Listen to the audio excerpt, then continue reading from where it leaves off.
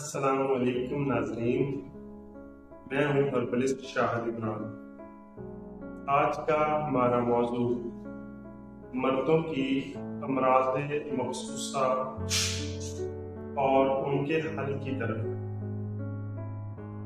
جدید دور اور اس کی تیزی نے مردوں سے ان کی قوت خاص بہت حد تک چھین لی ہے۔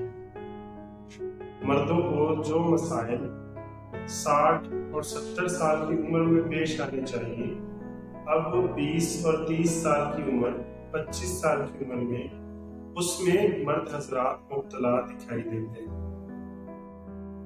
اکثر لوگ ہم سے شکایت کرتے ہیں کہ بہت جلد انزال ہو جاتا ہے، عورت کو مطمئن نہیں کر سکتے، شرمندہ سی زندگی گزار رہے ہیں۔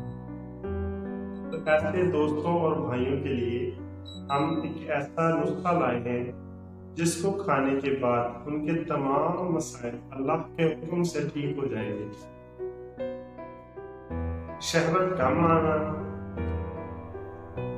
دخول سے قبل ہی دخول کے بعد عضو تناسل کا انتہائی نرم پڑ جانا، یہ وہ عام مسائل ہیں جو جنسی کمزوری سے ریلیٹڈ ہیں، اور بعض لوگوں کا کئی ماہ تک ہم بستری کو دل نہ چاہنا۔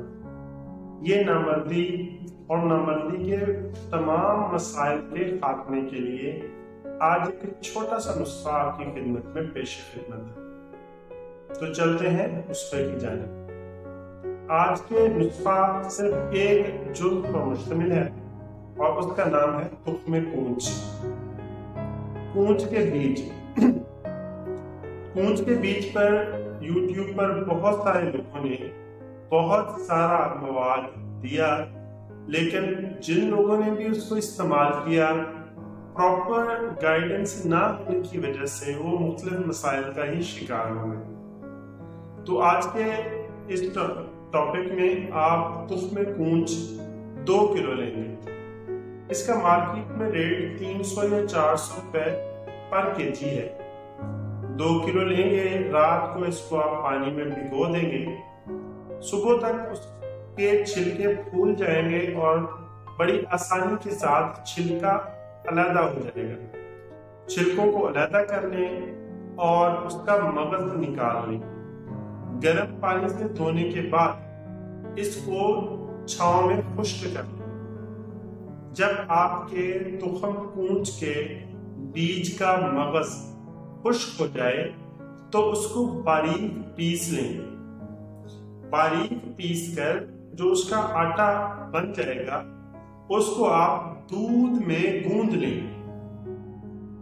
دودھ میں گوندھنے کے بعد ایک ٹماٹر کے سائز کے برابر آپ اس کی بڑی بنا لیں۔